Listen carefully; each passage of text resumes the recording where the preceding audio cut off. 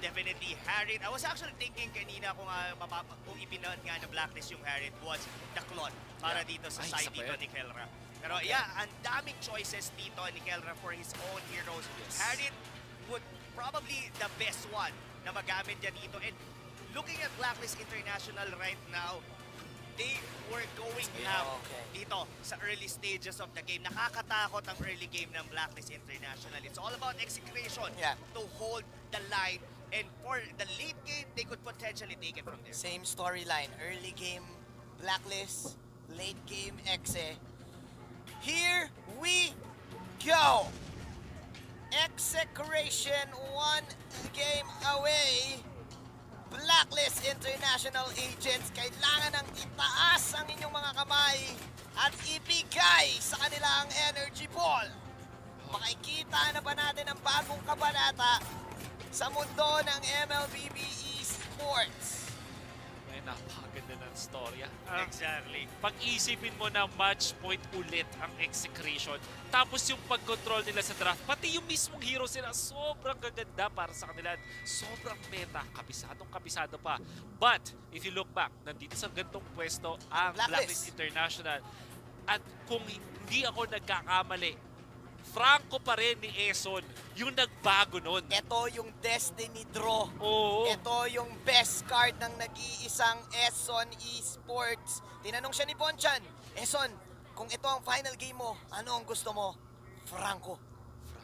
And whenever na nagiging Franco si Eson, nagsashine kadalasan si Oh My Venus on the PNK. That's Here right. we go. Hindi ito yung first time na ginamit nila yung pause for Popolin Kupa na may kasamang Franco. Yung lock single target na initiations at pag-control ay nandun sa side ng Blacklist International. Pangatlong beses ni Eson sa MSC.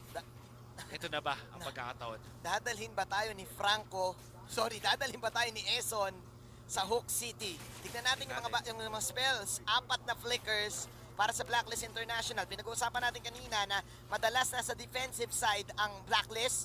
Ngayon, with the 4 flickers na meron, mukhang aksyon. Ang gusto nilang mangyari, kaabang si Ito Max na first blood, si The Queen. Medyo hindi na respeto doon ni Oh My Venus yung poke potential na magagaling dito sa mga support ng execution. Yes, nakapag-flicker out siya doon pero umabot pa rin yung normal attack dito ni Eto Max. And that's very unfortunate dito para sa side ng Blacklist International given na sila dapat ang nagsiset ng tempo ng laro na to. Ngayon, Rob Luna, kung ikaw ang exe, kapag may kalaban ka na laging nagro-roam na, well, si Eso nakakatakot talaga yung Franco niya.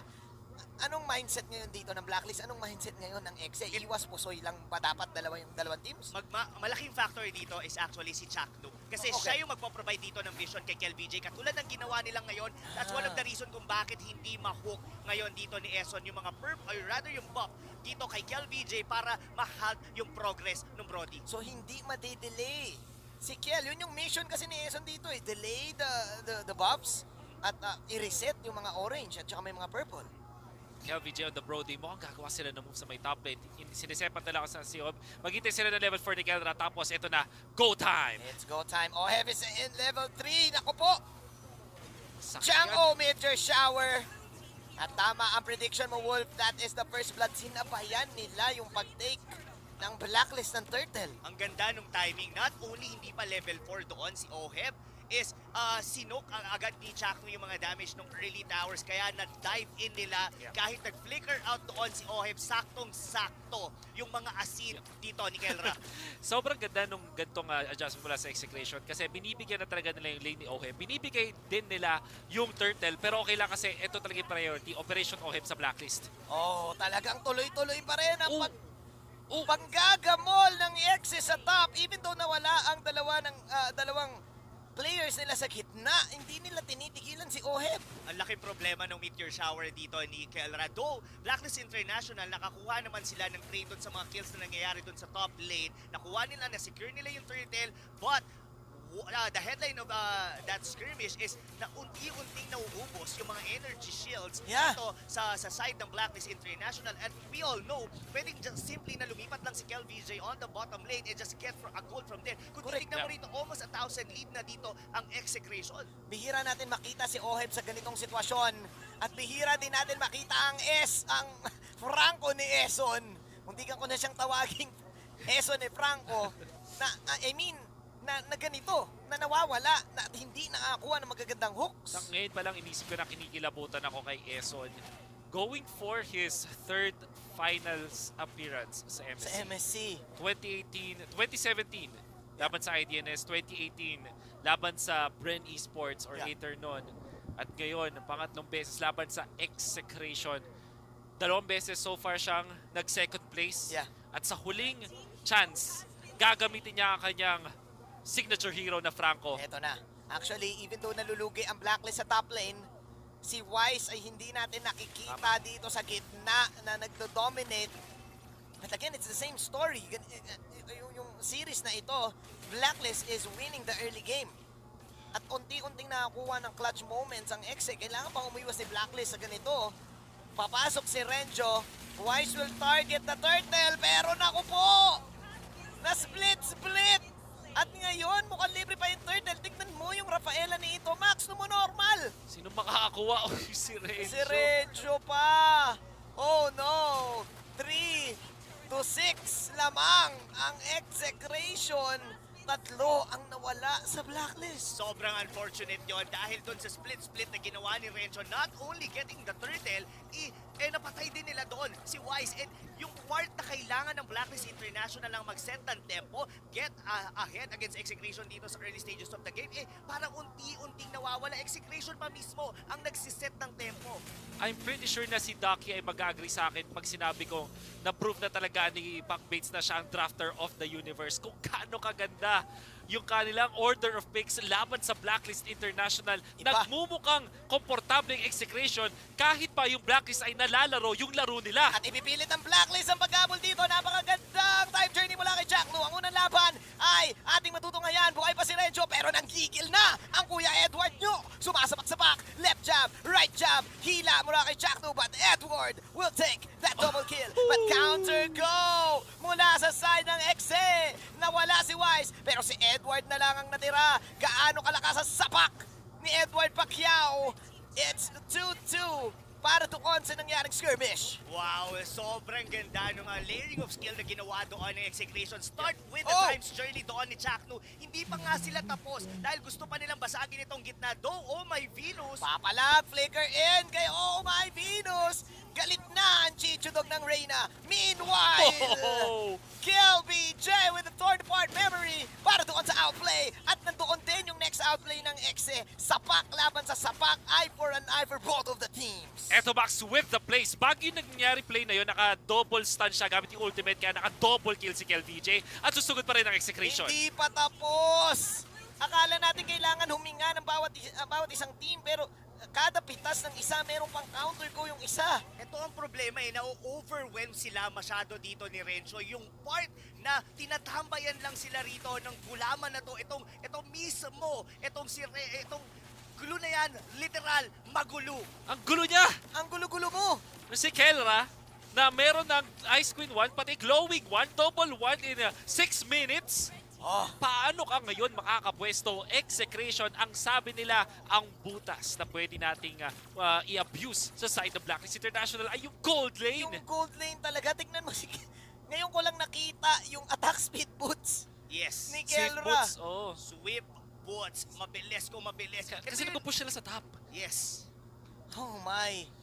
Blacklist International, tama ka na, overwhelmed sila dito sa mga biglaang team fights na pinoprovide ng Exe. Nakikita natin yung mga biglaang flickers ni Oh My Venus, may nakukuha sila. Pero biglang nandoon na din yung Execration na okay na yung death timers, tapos may counter go. Katulad ng ganito, pinofocus sila dito si Renzo, pero pagka nag-split-split na siya, yun na, pag isa na lang. nag-ultimate na siya, nasayang yung mga ultimate dito ni Eson. Magulo talaga si Renzo habang ito na naman yung pilit team fight ng Exe dahil effective yun. Hindi na mapigilan yung damage output ni Kel. Yataps si Wise. Ito yung nakita natin from before na meta kung saan malayo pa lang, dinonormal ka na or inaatake ka na with the Chang'e Meteor Shower tapos may konting slow or control mula doon sa ating Rafaela. Tapos yung turn apart memory, nakita mo na kahit mag-times journey ka, hindi nila kailangan ng stun. Ito kasi yung problema di ba? Pagka ginamit nila yung mga ultimates nila Eson dito sa glue na to, nagkakaroon ng mga libre na mga space dito. Not to mention, KLVJ during the team fights, sobrang libre siyang gumamit ng mga Abyssal Strike at nililayer niya yung mga Abyssal Mark niya to the point, yung turn apart memory niya hindi na kinakaya dito nila Oh My Venus. Actually, speaking of Oh My Venus, nakakuha sila dito ng bahagyang pick-offs sa gitna. Si Oheb may damage output na itabla niya pa, naka-mystery shop siya, may item na rin yan mamaya. Itong laban na to talagang slobber knocker. Lahat ng parte ng mapa may aksyon. Pero ang nangyayari kasi, kada pitas, sino ang nakakuha ng magandang punish? Sino ang nakakuha ng magandang objectives? Hindi pa natin pwedeng masabi na solid nga yung lamang ng execution kasi 2,000 ang quietly nakabawi ng kaunti yung Blacklist International. 2,000 na lang yung lamang ng execution at mapapatalo ka, enough ba yung gantong lead ng execution para maging komportable sila? Ang crucial kasi, kahit anong mangyari, kahit walang item si Eson, basta meron siyang flicker at ulti, sure na sure may makokontrol ang execution. Hindi nila kayang idigi yung suppression ng Bloody Hunt.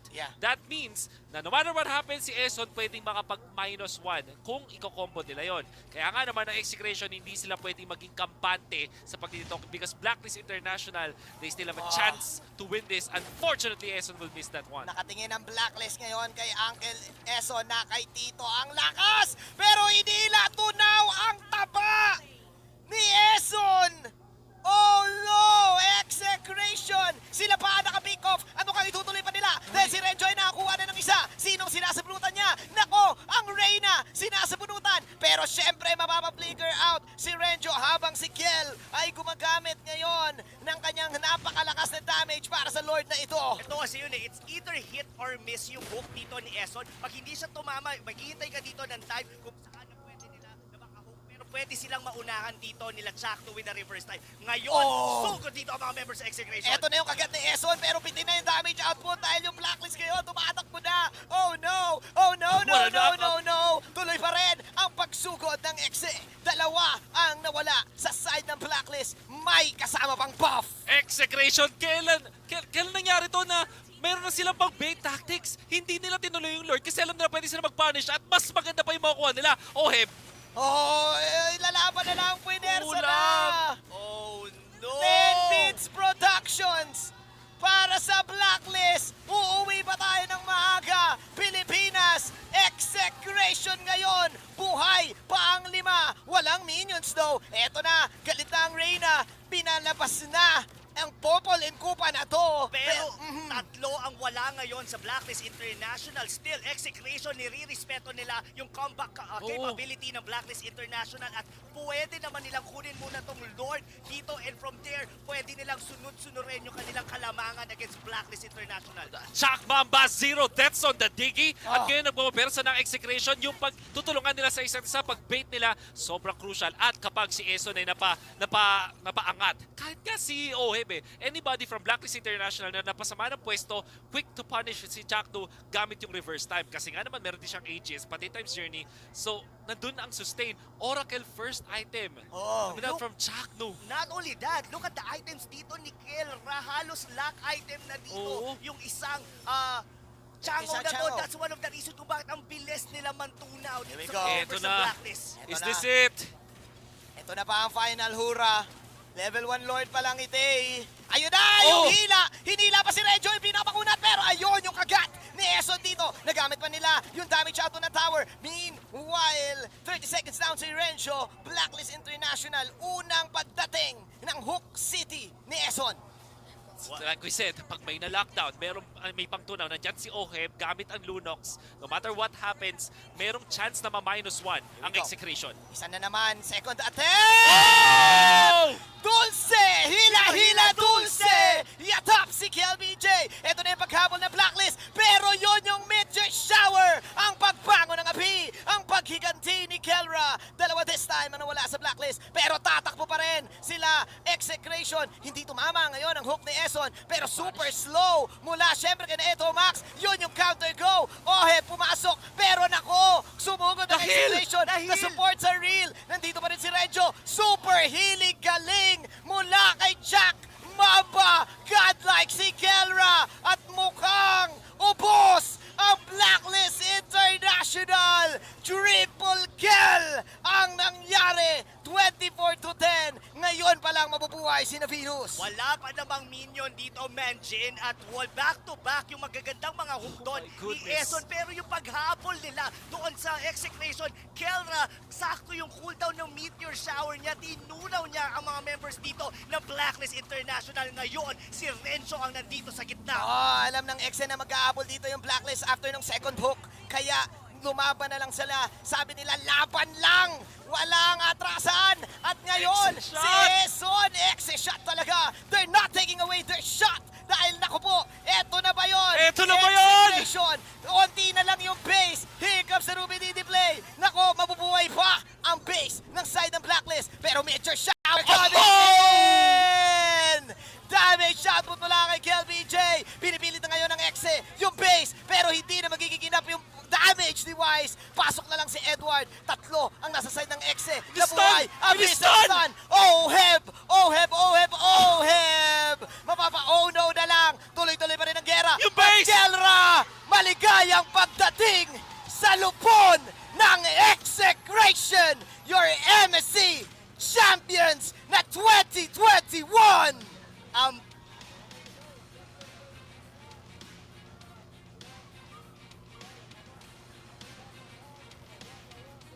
Ang pagbawi ng Execration sa Blacklist International na ulit muli ngayon dito sa MSC 2021 on the Grand Finals. Ang paggapang mula sa lower bracket was